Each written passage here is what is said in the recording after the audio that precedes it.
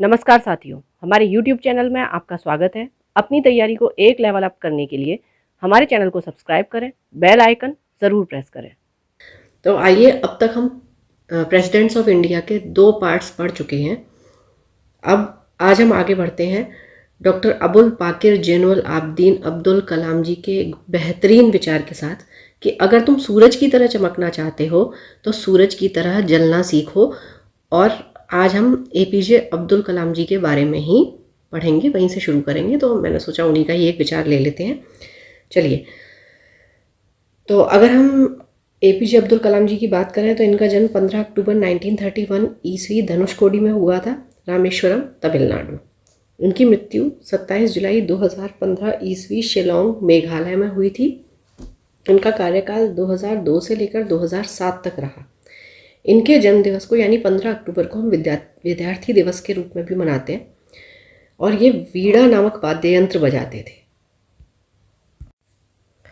1992 से लेकर 1997 तक यह प्रधानमंत्री के वैज्ञानिक सलाहकार थे। तो 1992 से लेकर 97 तक आपके 91 से लेकर 96 अप्रैल तक पीवी नरसिंहा राव जी रहे थे। और उसके बाद अप्रैल 96 से लेकर 97 तक आपके एचडी देवगौड़ा जी रहे थे। तो उस टाइम पर ये प्रधानमंत्री के वैज्ञानिक सलाहकार रहे हैं। 1981 में इन्हें पद्मश्री दिया गया, ठीक है, जो इनके लिए प्रथम पुरस्कार था। 2014 में डॉक्टर ऑफ साइंस पुरस्कार यूके की एडिनबर्ग यूनिवर्सिटी द्वारा इन्हें दिया गया, जो इनके जीवन का अंतिम पुरस्कार था। तो ये इंपॉर्टेंट है कि फर्स्ट कौन सा था और लास्ट कौन सा था। डॉक्टर सर्वपल्ली राधाकृष्णन व जाकिर हुसैन जी की तरह ये भारत के तीसरे राष्ट्रपति थे जिन्हें राष्ट्रपति बनने से पहले ही भारत रत्न का सम्मान मिल चुका था। तो आपसे क्वेश्चन ये भी आ सकता है कि इनमें से कौन से राष्ट्रपति हैं जिन्हें राष्ट्रपति बनने से पहले भारत रत्न का सम्मान मिला था या नहीं मिला था। आपको 4 में से 3 ऑप्शन ये तीनों दिए जा सकते हैं और चौथा ऑप्शन कोई और हो सकता है, या फिर इनमें से कोई एक ऑप्शन दिया जा सकता है और 3 ऑप्शन कोई और हो सकते हैं।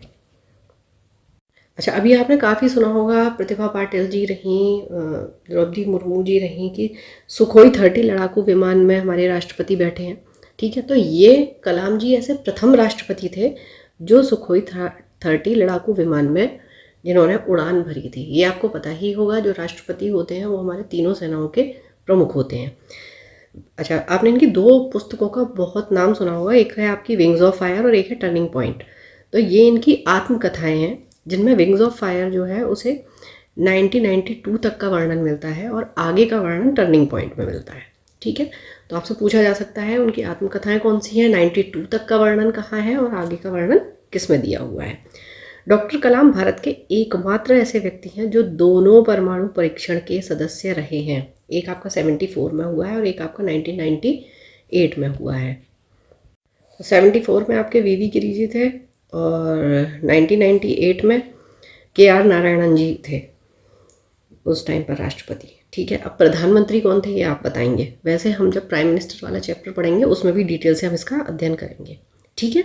अच्छा, कलाम जी की समाधि पर कलाम टेक्नोलॉजी सेंटर बनाया गया है, जिसका उद्घाटन 27 जुलाई 2017 मोदी जी द्वारा किया गया था। इसकी इम्पोर्टेंट चीज़ क्या है कि इस केंद्र का डिज़ाइन राष्ट्रपति भवन के समान है और इसके मुख्य द्वार की आकृति इंडिया गेट जैसी है, ठीक है। तो इनकी समाधि की बात करेंगे तो इनकी समाधि कहाँ है, पेकारंबू, रामेश्वरम, तमिलनाडु, ठीक है। तो यानी कि ये जो सेंटर बना है ये कहाँ बना है, पेकारंबू में। इनके द्वारा लिखी हुई, आपको बताइए, एक बेहतरीन लेखक थे, तो इनके द्वारा लिखी गई प्रमुख पुस्तकें हैं ignited mind, indomitable spirit, forge your future, the scientific Indians, the target 3 billion, vision 2020, my journey आदि। इन्हें मिसाइल मैन के नाम से जानते थे, ये आप जानते ही हैं। अच्छा, भारत की मिसाइल वुमेन, ये आप लोग जानते हैं, ये मैं यहाँ पर बताना चाहूँगी। भारत की मिसाइल वुमेन अग्नि 4, अग्नि मिसाइल्स का आपने नाम सुना होगा, 1 2 3 4 उसकी सीरीज़ है, अग्नि 4 मिसाइल की इस प्रोग्राम की इंचार्ज थी और उनका नाम था टेसी थॉमस। इन्हें हम मिसाइल वोमेन के नाम से जानते हैं। तो आपने अभी तक मिसाइल मैन तो पढ़े होंगे APJ अब्दुल कलाम जी, ये इन्फॉर्मेशन भी आपके लिए इम्पोर्टेंट हो सकती है। इनके बारे में एक चीज़ और इम्पोर्टेंट थी, इन्होंने लोकसभा चुनावों के साथ साथ विधानसभा चुनावों में भी अपने मताधिकार का प्रयोग किया था, और ये भारत के पहले ऐसे राष्ट्रपति थे जिन्होंने लोकसभा तथा विधानसभा दोनों चुनावों में अपने मत का प्रयोग किया था। तो परमाणु परीक्षण के बारे में वैसे हम डिटेल में पढ़ेंगे, लेकिन उसमें जो कलाम जी से संबंधित बातें हैं उन्हें हम समझ लेते हैं। पहली चीज़ कि जब प्रथम परमाणु परीक्षण हुआ था उसके समय में डॉक्टर कलाम DRDO के सदस्य थे। DRDO यानी कि हमारा रक्षा अनुसंधान एवं विकास संगठन, ठीक है, उसके सदस्य। जबकि दूसरा परमाणु परीक्षण जब हुआ था उस टाइम पर कलाम जी पोखरण के परीक्षण इंचार्ज थे, ठीक है। अभी हमने ये पढ़ाई था कि यही थे जो दोनों परमाणु परीक्षण में थे, 74 में भी थे, 1998 में भी थे, लेकिन दोनों में डिफरेंस क्या है कि पहले ये DRDO के सदस्य थे और दूसरे टाइम पर ये परीक्षण इंचार्ज थे। एक चीज़ और इम्पॉर्टेंट है, इसे आप नोट कर सकते हैं कि द्वितीय परमाणु परीक्षण जो 1998 में हुआ था उसमें कलाम जी को एक कोड नेम दिया गया था, और वो कोड नेम था मेजर पृथ्वीराज। ये द्वितीय परमाणु परीक्षण की बात है। तो it was all about APJ Abdul Kalam जी।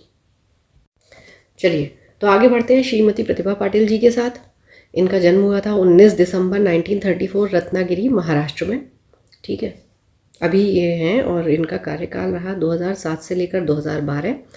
देश की प्रथम महिला राष्ट्रपति, ठीक है। अच्छा, अभी हमने लास्ट कलाम जी के में पढ़ा था कि सुखोई 30 लड़ाकू विमान में उड़ान भरने वाले वो प्रथम राष्ट्रपति थे। ये प्रथम महिला राष्ट्रपति हैं और सबसे अधिक उम्र की महिला राष्ट्रपति जो कि सुखोई 30 में बैठी हैं। पेशे से ये वकील थी, ठीक है। 1986 और 1988 तक ये राज्यसभा की उपसभापति रही हैं। ये इनकी उपलब्धियां हैं। 2004 में राजस्थान की प्रथम महिला राज्यपाल चुनी गई। तो आपका क्वेश्चन राष्ट्रपति में से इस तरीके से आ सकता है कि इनमें से कौन सी राष्ट्रपति राजस्थान की प्रथम महिला राज्यपाल चुनी गई हैं, ठीक है। यह प्रथम राष्ट्रपति रहीं जिनके द्वारा सर्वाधिक विदेश यात्राएं की गई। कितनी? 43 यात्राएं। तो ये प्रतिभा पाटिल जी के बारे में था। चलिए, अच्छा, ये हमने देखा 1986 से लेकर 1988 तक ये राज्यसभा की उपसभापति रहीं। तो अब अगर यहाँ पर बात कर लें, जो भी प्रथम महिलाएं होती हैं या किसी भी कार्य में कोई भी प्रथम होता है वो हमारा एग्जामिनेशन की दृष्टि से इम्पॉर्टेंट हो जाता है। तो अगर हम यही बात कर लेते हैं कि राज्यसभा की प्रथम महिला उपसभापति कौन थी, तो वो थी हमारी महिला वायलेट अल्वा। आप चाहें तो इनके नोट्स अलग से बना सकते हैं वीडियो के साथ, अदरवाइज़ आप आगे चाहेंगे तो इनके PDF मिल जाएगी आपको, ठीक है। तो ये राज्यसभा की उपसभापति रही। लेकिन अगर हम प्रथम उपसभापति की बात करेंगे तो वो हमारी वायलेट अल्वा थी, प्रथम महिला उपसभापति राज्यसभा की, ठीक है। इनके समय में चंद्रयान 1 लॉन्च हुआ था, ठीक है। हमने सफलता प्राप्त की थी, हमारा चंद्रयान मिशन अब सफल हुआ था। तो जब भी कोई टॉपिक करंट का होता है तो उससे रिलेटेड पिछली कोई भी बात है तो वो पूछी जा सकती है। तो आप पूछा जा सकता है कि चंद्रयान 1 के समय में कौन आपके राष्ट्रपति थे या कौन आपके प्रधानमंत्री थे।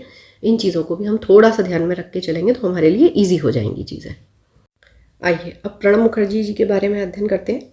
इनका जन्म 11 दिसंबर 1935 ईस्वी हुआ बिराती गांव में। कहाँ पर? बंगाल। इनकी मृत्यु 31 अगस्त 2020 ईस्वी, नई दिल्ली। इनका कार्यकाल रहा 2012 से लेकर 2017 तक। 2019 में इन्हें भारत रत्न दिया गया।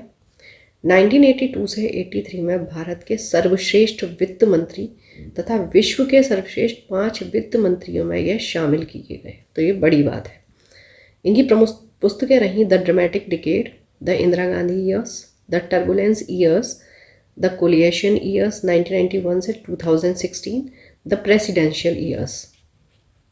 अच्छा, रिसेंटली इनकी बेटी हैं शर्मिष्ठा उन्होंने प्रणब जी के लिए एक बुक लिखी है, Pranab my father a daughter remembers. तो ये आ सकता है कि ये बुक किसके द्वारा लिखी गई है, उनकी बेटी हैं, उनका नाम है शर्मिष्ठा मुखर्जी। इनके समय में एक और इम्पॉर्टेंट काम हुआ था। वैसे तो अभी तक 105 आपके संविधान संशोधन आ चुके हैं, और जो कुछ शुरू के भी हैं, कुछ बीच में भी हैं, और अब जो लास्ट वाले जितने भी आपके अमेंडमेंट्स हैं वो इम्पॉर्टेंट हैं।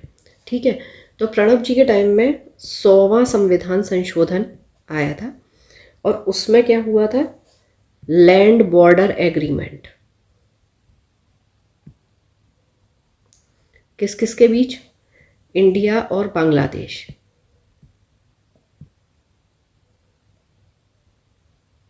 ठीक, तो अब इस लैंड बॉर्डर एग्रीमेंट में होता क्या है, हुआ ये था 1974 में दोनों कंट्रीज के द्वारा जो द्विपक्षीय भूमि सीमा समझौता हुआ था, तो दोनों के देशों के कब्जे में कुछ कुछ विवादित क्षेत्र था। तो जो वो विवादित क्षेत्र था उसका आदान प्रदान इस 100th कॉन्स्टिट्यूशनल अमेंडमेंट में किया गया है। और इस समय हमारे जो राष्ट्रपति थे वो थे प्रणब मुखर्जी जी। इनके टाइम में एक और चीज़ हुई, एस्ट्रोसैट। ठीक है, अब ये एस्ट्रोसैट क्या है, एस्ट्रोसैट भारत का पहला समर्पित भारतीय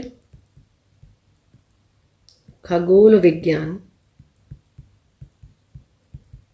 मिशन है। यानी इसको फर्स्ट स्पेस लेबोरेटरी भी बोल सकते हैं आप।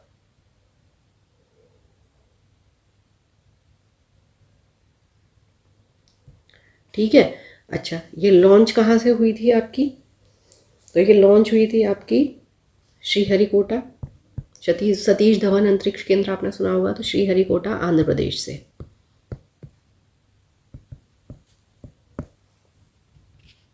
अच्छा, एक चीज़ और है, अभी हमने बात की थी 100वें संविधान संशोधन की, तो जिसमें हमने बात की लैंड बॉर्डर एग्रीमेंट। ठीक है, भारत बांग्लादेश के बीच।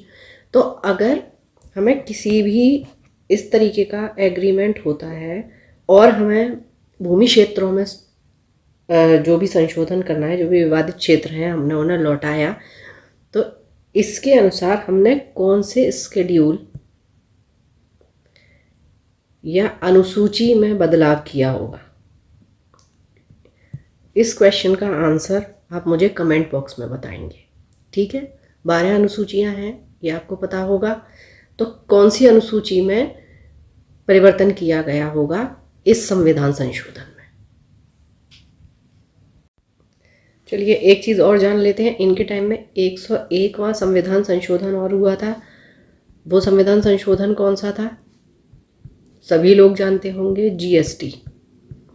तो यानी दो इम्पॉर्टेंट चीज़ें इनके टाइम पे क्या हुई, 100वां और 101वां संविधान संशोधन। ठीक है, उसके बाद एस्ट्रोसेट हमने देख ही लिया है। चलिए नेक्स्ट हम आगे बढ़ते हैं रामनाथ कोविंद जी के साथ। तो इनका जन्म 1 अक्टूबर 1945 कहाँ हुआ है, कानपुर उत्तर प्रदेश में हुआ। इनका कार्यकाल 2017 से लेकर 2022 तक। आगे देखेंगे उसमें क्या क्या इंपॉर्टेंट चीज़ें हुई। ये भारत के दूसरे दलित राष्ट्रपति हैं।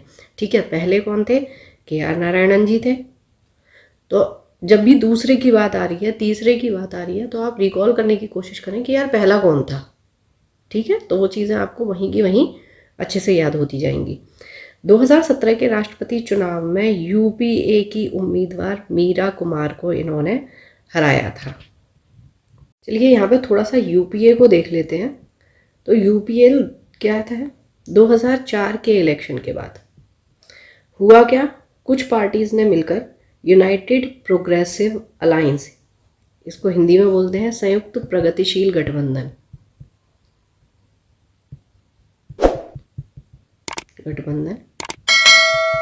ठीक है, ये बनाया गया। तो अब हुआ क्या कि इसके थ्रू, ये आपने काफ़ी सुना होगा। तो अभी क्या हुआ है, अच्छा अभी ये इम्पोर्टेंट भी क्यों है, क्योंकि अभी इसका नाम चेंज किया गया है और इसका नाम रख दिया है अभी इंडिया। किसने रखा है, मल्लिकार्जुन खड़गे।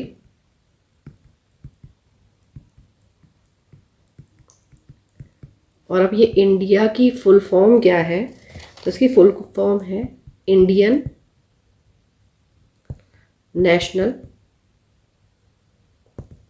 Development inclusive alliance. अगर इसे हिंदी में बोलेंगे, भारतीय राष्ट्रीय डेवलपमेंट से विकासात्मक, इंक्लूसिव मतलब समावेशी, और अलायंस जहाँ भी आएगा उसका मतलब है गठबंधन। तो अभी के लिहाज से ये इम्पॉर्टेंट है क्योंकि यूपीए का नाम चेंज किया गया है। तो यूपीए का नाम बदल के क्या कर दिया गया है, इंडिया कर दिया गया है, Indian national development inclusive alliance, भारतीय राष्ट्रीय विकासात्मक समावेशी गठबंधन। अच्छा, दो चीज़ें आप बहुत सुनते होंगे, एक तो आप यूपीए सुनते हैं जिसको हम कांग्रेस से रिलेट करते हैं, और एक आप सुनते होंगे एनडीए जो बीजेपी से रिलेट किया जाता है। ठीक है, तो ये अगर इसे कहें बीजेपी अलायंस और इसे कांग्रेस अलायंस कहें तो गलत नहीं होगा। ठीक है, इसमें अभी 26 पार्टीज़ हैं और इसमें 35। एनडीए यानी कि नेशनल डेमोक्रेटिक अलायंस, राष्ट्रीय जनतांत्रिक गठबंधन। चलिए, तो 2017 के राष्ट्रपति चुनाव में इन्होंने यूपीए की उम्मीदवार मीरा कुमार को हराया था। अभी हमने यूपीए के बारे में देख लिया, यूपीए का नाम चेंज करके इंडिया नाम रख दिया गया है, वो भी हमने देख लिया है। भारतीय जनता पार्टी के प्रथम व्यक्ति थे जो राष्ट्रपति पद के लिए निर्वाचित हुए, ये इम्पोर्टेंट है। राष्ट्रपति बनने से पहले ये कहाँ के राज्यपाल थे, बिहार के राज्यपाल थे। यह दिव्य प्रेम सेवा मिशन नामक संस्था के आजीवन अध्यक्ष हैं। ठीक है, ये चीज़ें इम्पॉर्टेंट होती हैं। यह पूर्व प्रधानमंत्री मोरारजी देसाई के निजी सचिव भी रहे हैं। और जो लोग उत्तर प्रदेश का एग्ज़ाम दे रहे हैं उनके लिहाज से ये चीज़ इम्पॉर्टेंट हो जाती है कि ये राष्ट्रपति बनने वाले उत्तर प्रदेश के प्रथम व्यक्ति हैं। ठीक है, तो राष्ट्रपति बनने वाले उत्तर प्रदेश के प्रथम व्यक्ति कौन है, श्री रामनाथ कोविंद जी। चलिए, एक क्वेश्चन और भी आ सकता है कि इन्हें राष्ट्रपति पद की शपथ किसने दिलवाई थी, तो 25 जुलाई 2017 को ली। ये हमने पहले देख ही लिया था कि अब 25 जुलाई को शपथ दिलवाई जाती है। ठीक है, उस टाइम पर मुख्य न्यायाधीश जो थे वो थे जगदीश सिंह खेहर। इन्होंने कोविंद जी को राष्ट्रपति पद की शपथ दिलाई थी। अभी पिछले जो भी आपके राष्ट्रपति रहे हैं 3 से 4, वो थोड़ा इम्पोर्टेंट है, जिनके बारे में आपको थोड़ा डिटेल्ड पता हो चीज़ें। तो अब इनके समय में क्या इम्पोर्टेंट घटनाएं हुई, तो पहला देख लेते हैं। एक देखिए, 2018 में केरल में बाढ़ आई थी,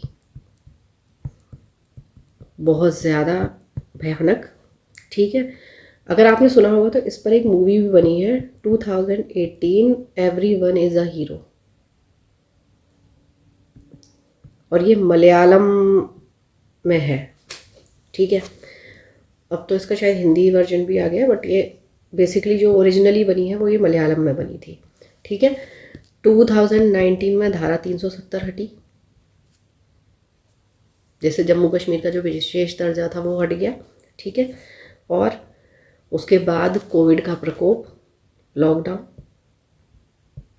ये सारी चीज़ें इनके समय में हुई। तो अब आगे बढ़ते हैं श्रीमती द्रौपदी मुर्मू जी के साथ, जिन्हें आप यहाँ देख सकते हैं। ये हमारी वर्तमान में राष्ट्रपति हैं। इनका जन्म होता है 20 जून 1958 मयूरभंज, ओडिशा। ठीक है, थोड़ा और अगर डिटेल में जाएंगे आप तो गांव का नाम है वेदापोसी गांव, और ब्लॉक है कुसुमी ब्लॉक। क्योंकि ये अभी हैं इसलिए थोड़ा सा इम्पोर्टेंट हो जाती है इनके बारे में जानना।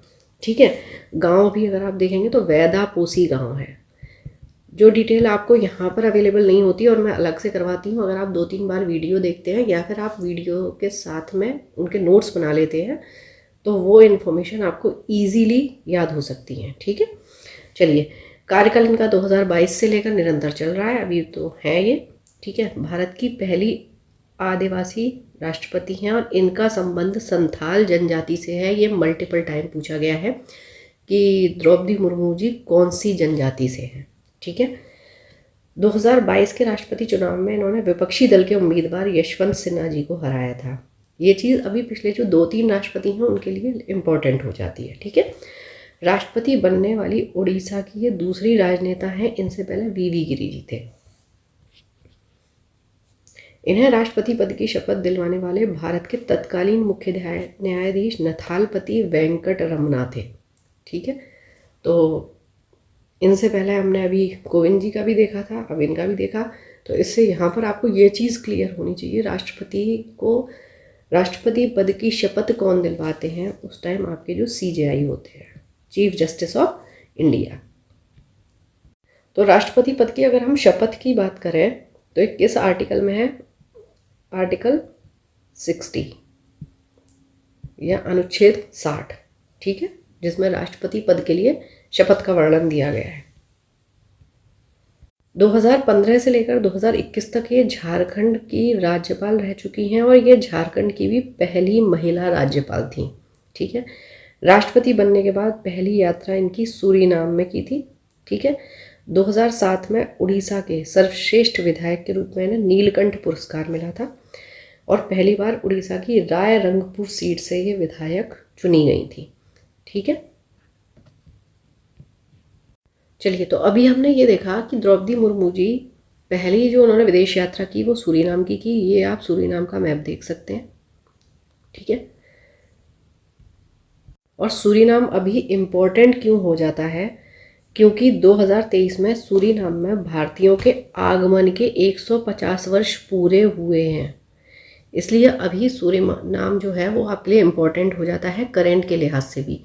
अच्छा देखिए, जब भी आपका एग्ज़ाम होता है और आपके एग्ज़ाम में आपको लगता है कि हिस्ट्री से कहीं से कुछ भी आ गया, ज्योग्राफी से कुछ भी आ गया, तो ऐसे कभी भी एग्ज़ाम आपका सेट नहीं होता। हमेशा चीज़ को करेंट से रिलेट करके जो आपका स्टैटिक टॉपिक होता है उसको उससे लिंक कर कर तब आपका एग्ज़ाम आता है। जैसे कि अभी मान लीजिए कि करंट में आपका सूरीनाम चल रहा है कि वहाँ पर 150 वर्ष हो गए हैं सूरीनाम में भारतीयों को। अब होगा क्या, सबसे पहली चीज़ आपसे वो ये पूछ लेगा कि ये कहाँ की कंट्री है, दक्षिण अमेरिका की हो गई। अब दक्षिण अमेरिका का मतलब क्या हो गया कि दक्षिण अमेरिका आपका न्यूज़ में आ गया, तो यहाँ से आपका कोई भी ज्योग्राफी का क्वेश्चन आ सकता है। यहाँ के माउंटेन, रिवर्स, ठीक है, वॉल्केनोज, ये सारी चीज़ें आपकी ज्योग्राफी में से पूछी जा सकती हैं। ठीक है, पॉलिटिकली जो भी आपकी कंडीशन है, जो भी इंडिया के रिलेशंस हैं, उस तरीके से चीज़ें पूछी जा सकती हैं, इकोनॉमिकली पूछी जा सकती हैं। ठीक है, उसके बाद सूरीनाम की राजधानी जो है वो है पैरामारिबो और ये यहाँ पर कहीं पड़ता है, पैरामारिबो। ठीक है, इसके मैप की अगर आप बात करेंगे, ये इसका फ्लैग है। उसके बाद इसकी जो मुद्रा है, करेंसी है, वो सूरीनाम डॉलर है। इसके जो राष्ट्रपति हैं वो है चंद्रिका प्रसाद संतोखी, जिन्हें चैन संतोखी के नाम से जानते हैं। अब देखिए ये इम्पोर्टेंट क्यों है, क्योंकि 1873 से लेकर 1916, अब पहले तो आप इस टाइम स्टैम्प को देखिए। ठीक है, अब इसको देखने से क्या होगा, जब हमें ये समझ में आ गया 1873 से लेकर 1916 तक का टाइम, तो अब हमारे लिए ये इम्पॉर्टेंट हो जाता है। मान लीजिए अब मैं यहाँ से हिस्ट्री का ही क्वेश्चन उठा लूँ कि 1873 में आपके वाइसराय कौन थे। ठीक है, क्योंकि 1858 के बाद से आपका क्वीन का शासन आ गया, तो क्वीन का शासन आने के बाद अब आपके वाइसराय कौन है 1873 में। तो यहाँ आपको लिंक कर जाना चाहिए कि 72 से लेकर 76 तक नॉर्थ ब्रुक थे। तो इस तरीके से चीज़ें एग्ज़ाम में आती हैं, ऐसे ही हमें पढ़ना होता है कि हमने कुछ भी करंट का उठाया तो आप उसका ये देखें, उसका हिस्ट्री, उसका ज्योग्राफिकली, उसका इकोनॉमिकली क्या किस तरीके से लिंक हो सकती है वो चीज़। ठीक है, अब मैं 1916 उठा लूँ तो 1916 में क्या क्या ऐसे इंपॉर्टेंट चीज़ें हुई थी, जैसा कि मैंने कल भी आपको बताया था 1916 जब आया था, हमने ज्ञानी जैल सिंह जी का ही उदाली एग्जाम्पल ले लिया था, उनका बर्थ डेट था, तो वहाँ पर होम रूल लीग की स्थापना हुई थी। तो अब यहाँ से क्या हुआ कि आपका करंट भी चल रहा है प्लस आपकी हिस्ट्री भी उससे लिंक हो गई, आपका करंट भी चल रहा है, आपकी ज्योग्राफी लिंक हो गई उस चीज़ से। इस तरीके से अगर हम लिंक करके पढ़ते हैं तो चीज़ें हमारे लिए ईजी हो जाती हैं, रिकॉल करना आसान है और ऐसे ही पेपर सेट होता है। कभी भी ऐसा नहीं होता कि आपको लगे कि हाँ ये एकदम से ज्योग्राफी का कहाँ से आ गया, तो जो हमें लगता है वो इस तरीके से आती हैं चीज़ें। ठीक है, चलिए तो आगे बढ़ते हैं। तो हुआ क्या था, 1873 से लेकर 1916 तक 34,000 गिरमिटिया मजदूर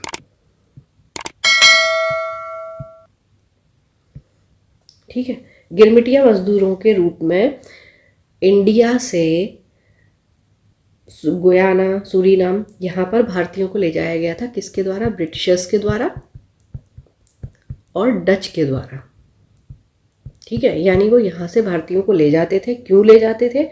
वहाँ पर जो भी चीनी, कॉफ़ी, चाय के बागान होते थे उनमें काम करवाने के लिए।